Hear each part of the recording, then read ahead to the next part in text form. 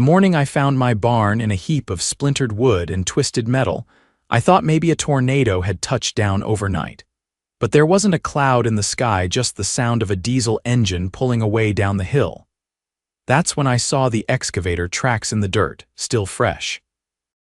And then I saw her, Charlene McDoyle, standing across the street in her oversized sunglasses and leopard print blouse, sipping from a tumbler that probably held more Chardonnay than water. "You're welcome," she called out, waving like she'd done me a favor. I stood there stunned. "What the hell did you do to my barn?" Charlene sauntered across the road like she owned the whole county. "That eyesore violated Article 12, Section 6 of the HOA Aesthetic Standards. Non-permitted agricultural structures aren't allowed in clear view of the front road. It's on my land, Charlene." She tilted her head and did that fake laugh thing middle-aged HOA tyrants always do when they think they're smarter than you. "Your land is technically within the HOA boundary." "You signed when you moved in." I crossed my arms. "I didn't sign anything. I bought this parcel from the county auction 5 years ago. It was never part of the HOA. "Oh, honey, you should check the updated maps. We annexed that strip last year. Voted unanimously. You can't annex private property without the owner's consent. We can when it's in the community's best interest." I could feel the heat rising in my neck. Charlene had been a thorn in my side since the day I built the barn. She called it an eyesore, even though it matched the color of my house and was hidden behind a fence. The truth, she hated that I refused to join her little regime. I was the only one on the street who didn't pay HOA dues or bow to her every command, and now she'd crossed the line. Literally. I spent the rest of the day making calls county assessor, zoning office, even my friend Marty who worked in real estate law. And guess what? Not only was my land not within HOA jurisdiction, but the HOA's annexation attempt hadn't followed any legal protocols. No public notice. No survey filings. Nothing. But that wasn't even the best part. While digging through property records, Marty found something strange. Apparently, when the developer first parceled off this area, there was a clerical error. A 3-acre triangle of land smack in the middle of the subdivision was never transferred to the HOA. It still belonged to the original developer's trust, which had dissolved. And guess who picked it up at a tax lien sale 2 years ago? "Carlson," Marty said over the phone, "you own it." And right there, on that 3-acre triangle, sat a certain overdecorated mansion with 4 pillars, a koi pond, and a woman named Charlene McDoyle sunbathing in a lawn chair like she was queen of the cul-de-sac. I looked up at the ruins of my barn. "Oh, Charlene," I said, staring toward her house. "You just started a war you can't win." HOA story HOA stories homeowners association stories. I drove to the county recorder's office the next morning, paperwork in hand, pulse steady. The front desk clerk, a young guy with a buzz cut and a coffee mug that read "Not My Circus," barely looked up when I slid the documents across the counter. "I need a certified copy of this deed and parcel map. And I want to file a notice of ownership on the parcel listed here, Tract 14, Section 3B. He gave me a sideways glance when he saw the tract number. "You sure about that?" he asked. "That's the land right in the middle of the Briar Glen development. I'm sure."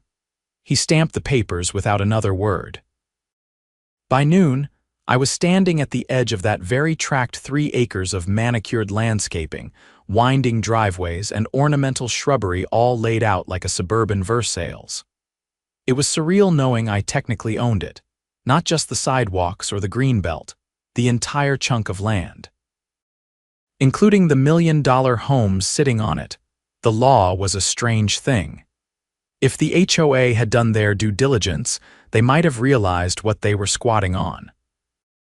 But they were too busy flexing their paper-thin authority to notice their foundation was made of sand, and I had just kicked the whole thing loose. I called Marty again. "They're going to lose it," he said. "You're going to want to record a quiet title action.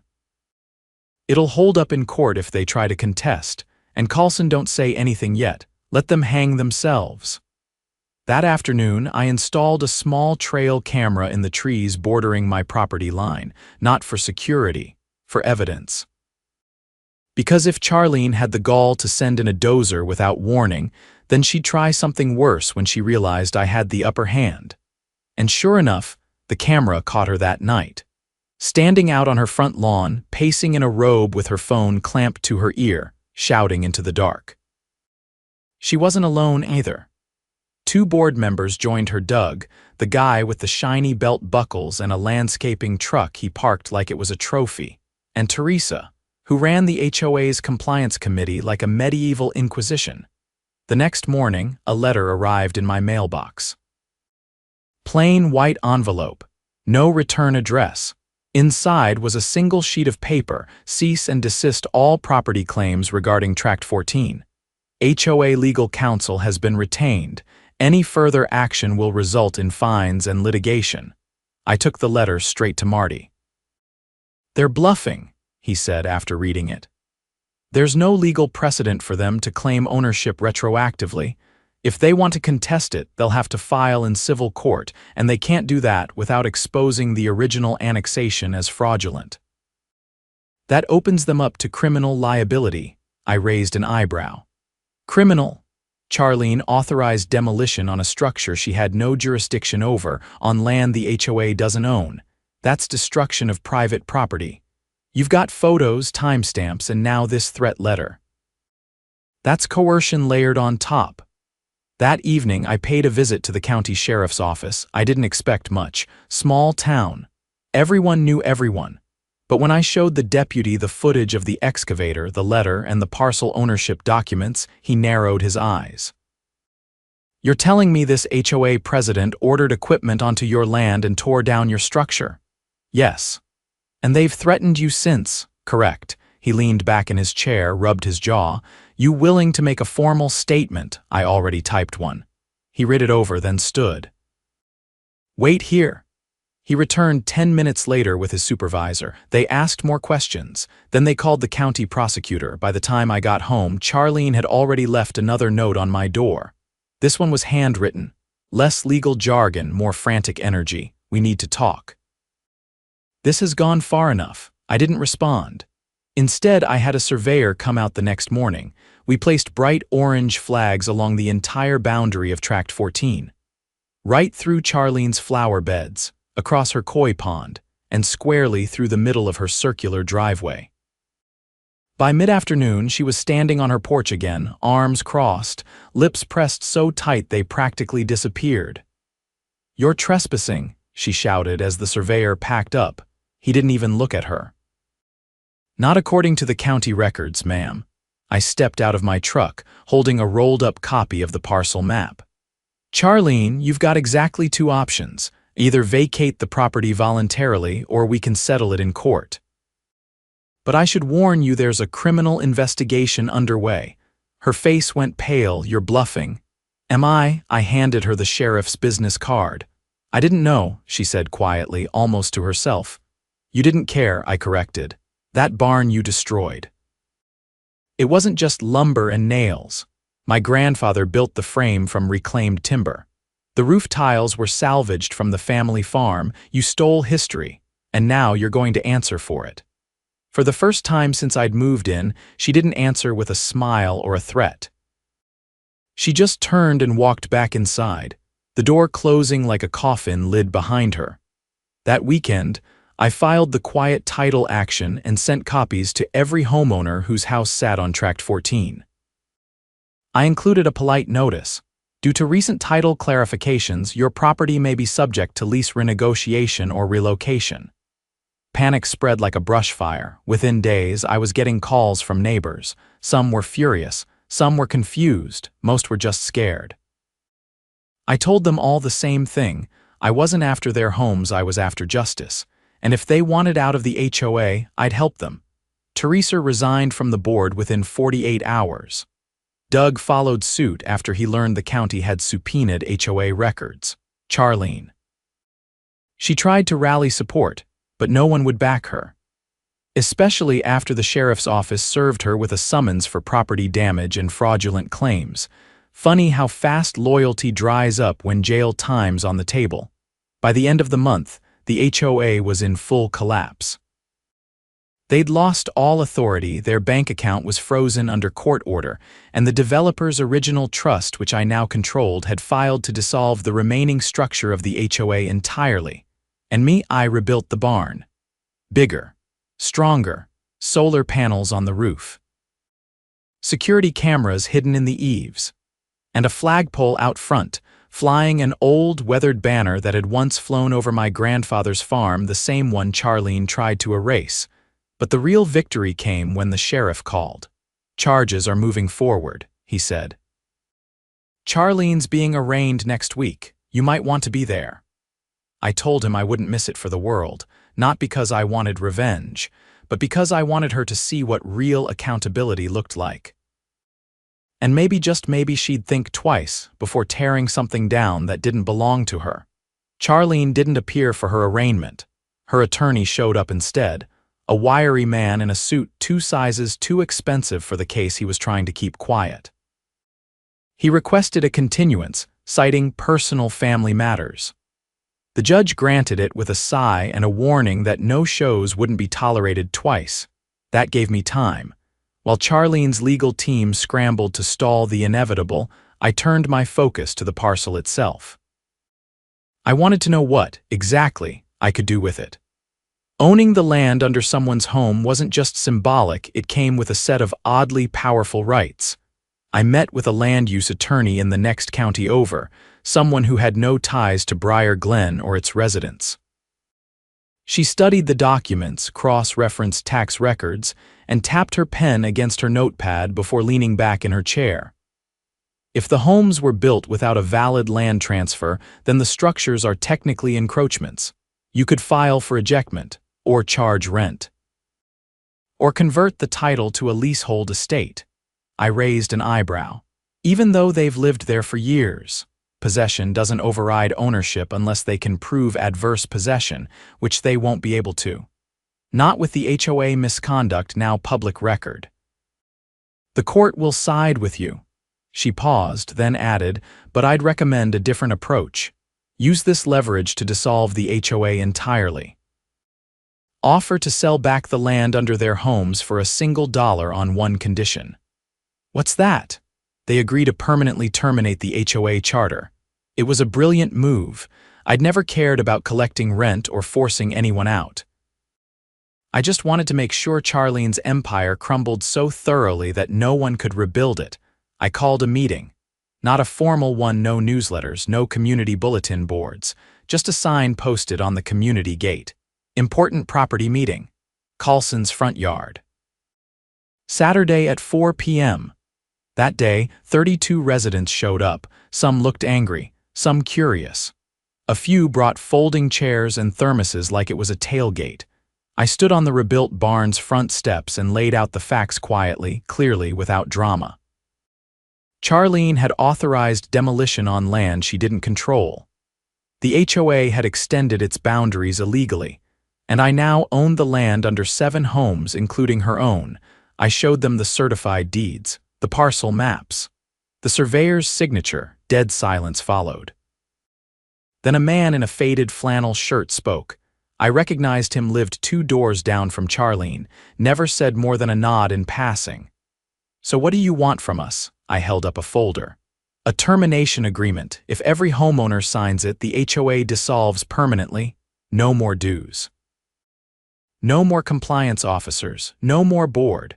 In exchange, I'll sell the land beneath your homes to you for a single dollar each." A woman near the back raised her hand.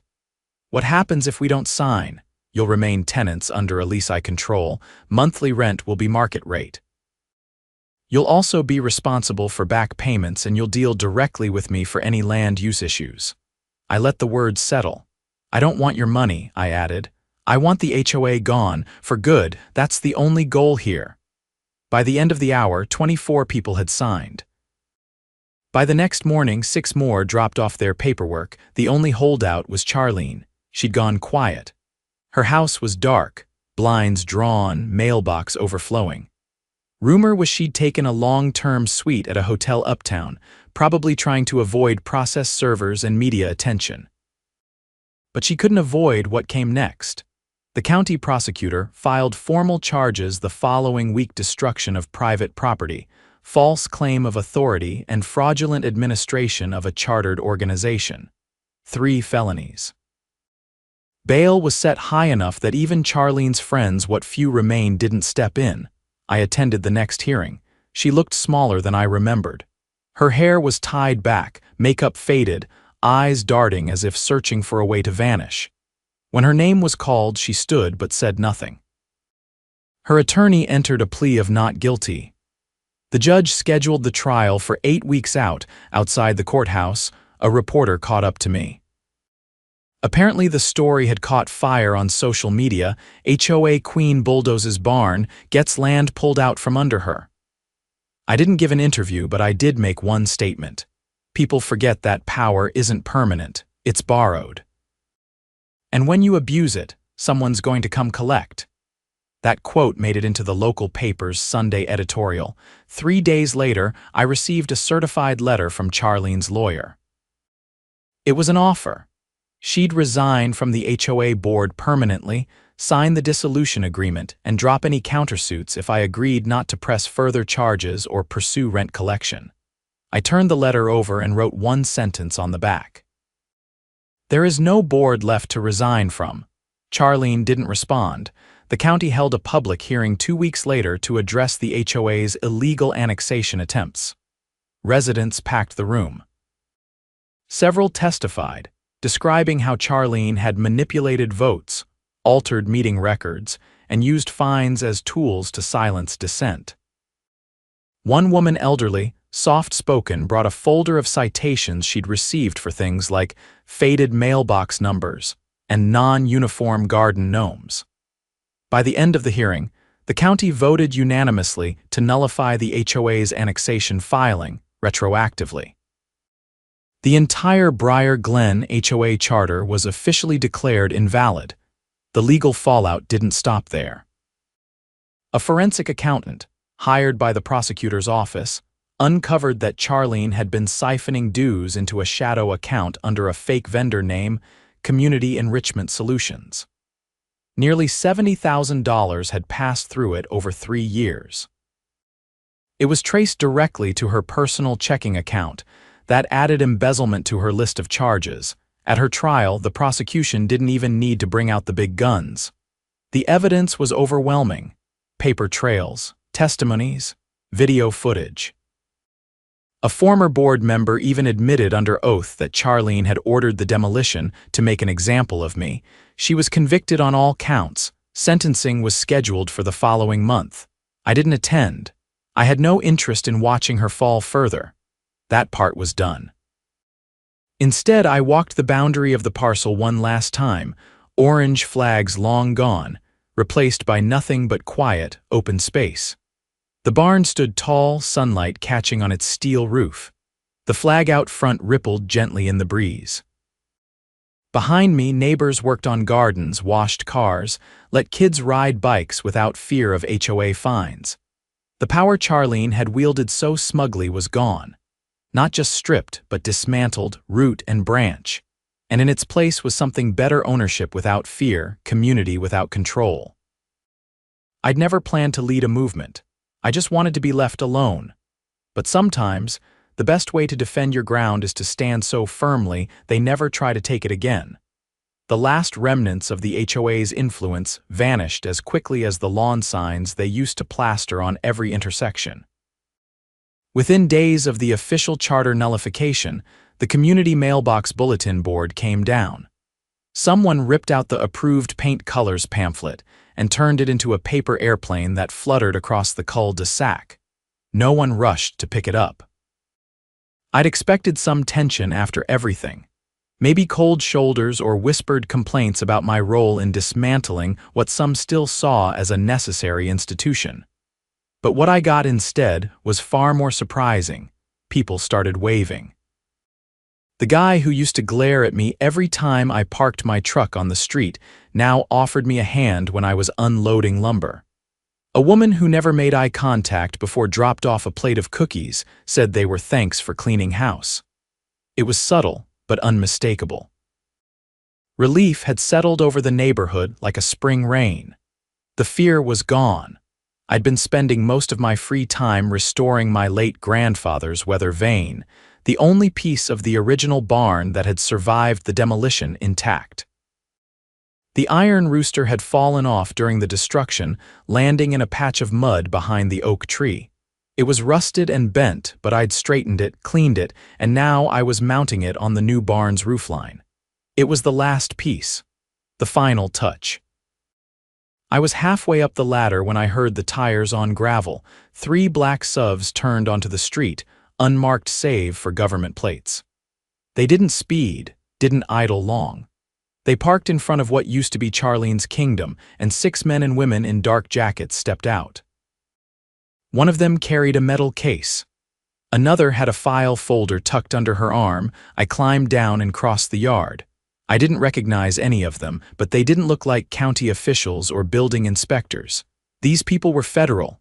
The tall woman with the file folder gave me a nod. "You Carlson Ray?" "Yes, I'm Agent Delaney. This is a joint task force between the Department of Justice and the IRS. We're executing a federal warrant on the McDoyle property." My eyebrows lifted. "For what?" She flipped open the folder just enough for me to glimpse the words wire fraud and tax evasion. "Her shell companies weren't just for HOA embezzlement," Delaney continued. "We uncovered a network of fraudulent grant applications, fake vendor contracts, and offshore transfers disguised as neighborhood improvement budgets.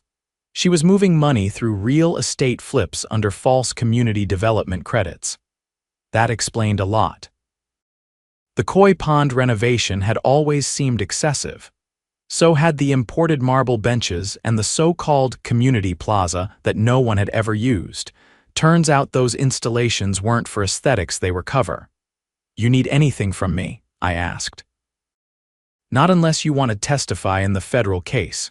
You've already provided substantial documentation to the county. It's been forwarded to our office." I nodded. "I'll do it." She made this personal. Delaney didn't smile, but her tone softened. It's always personal with people like her. They hide behind rules so no one questions the money, until someone finally does. As they walked up to the front door, another SUV pulled up. A man in a rumpled navy suit stepped out. He looked like he hadn't slept in a week. He carried a briefcase in one hand and a phone in the other. "Federal receiver," Delaney explained. "Property's under seizure. She's going to lose everything." I didn't say anything. Watching them enter her house without knocking, I didn't feel vindictive, just tired. It had been months of digging, documenting, fighting. Mistrust had been baked into every interaction around here for years. Now the mold was finally being scraped off. That evening, I walked the edge of my property again. Not because I was checking boundaries, those had been settled long ago, but because I wanted to watch the sunset from the ridge.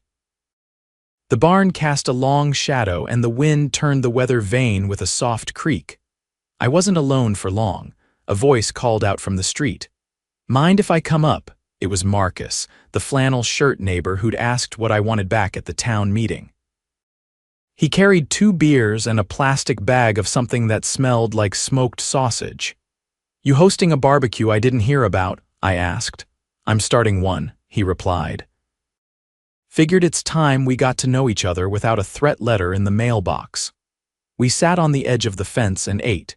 He told me he was a welder, ran his own shop out in the next township, had been fined twice for leaving a trailer in his driveway. One of the fines had been tripled for non-compliance. "I paid it," he said. "Only because I didn't want to fight, but it always felt wrong. We didn't vote for her, she just took over." She made it difficult to challenge her. "Changed the bylaws to require unanimous board approval for elections." Marcus shook his head. "That's what happens when people stop paying attention." I thought about that. About how the HOA had started as a simple agreement to maintain the park and keep the sidewalks clean. About how it had evolved into something unrecognizable, a private kingdom ruled by paperwork, fear, and fragile egos. You ever think about running something? Marcus asked. Like, I don't know, a real neighborhood council. One that actually helps people? I didn't do this to lead anything, I said. I just wanted to be left alone. Yeah, but you're the only one who stood up. That means something. We sat in silence for a while. The wind shifted again, and the rooster atop the barn turned west. The next morning, I got a call from the assistant district attorney. We've got a problem, she said. I braced myself. What sort? One of the former board members, Teresa Langley, just filed a countersuit against Charlene. She claims Charlene forged her signature on several key documents. She's willing to testify, but she also provided something else, an audio recording. You'll want to hear it. They emailed it over. I listened with headphones on, standing in the barn. It was unmistakably Charlene's voice. If Ray keeps pushing, we'll bury him. I don't care whose land it is. I'll have the board vote to seize it under eminent domain. He's nobody. Just a bitter contractor with a glorified shed. Another voice, Doug's, I think, tried to object. Charlene cut him off. Either you're with me or you're out. No more delays. That barn comes down before the next meeting. The audio was time-stamped 2 days before the demolition. I forwarded it to the federal agents. By the end of the week, Charlene's charges were expanded. Conspiracy to commit fraud. Unlawful destruction of historic property. Abuse of eminent domain authority under false pretenses. At sentencing, she refused to speak. The judge didn't hold back. You used the illusion of governance to enrich yourself, he said. You weaponized bureaucracy and manipulated fear. You are not a public servant. You are a thief who wore a badge of authority you never earned. He sentenced her to 12 years in federal prison, no parole for at least 7. Property seizure was immediate. Her assets were frozen. The marble benches were auctioned off. The koi pond was drained, sold to a landscaping company in the next county. Her mansion, listed publicly, proceeds going to restitution. The barn stood untouched. Months passed. The neighborhood changed. Without the HOA, people painted their houses whatever colors they wanted. Some lawns got a little scruffier, others more vibrant. Kids chalked on sidewalks without being scolded. A man down the street built a chicken coop and invited the block over for fresh eggs. And me, I turned the barn into more than just storage. I opened it up every Saturday, a place for neighbors to swap tools, play cards, bring food. No dues, no rules, just community. The rooster on the roof kept spinning, always pointing toward whatever came next.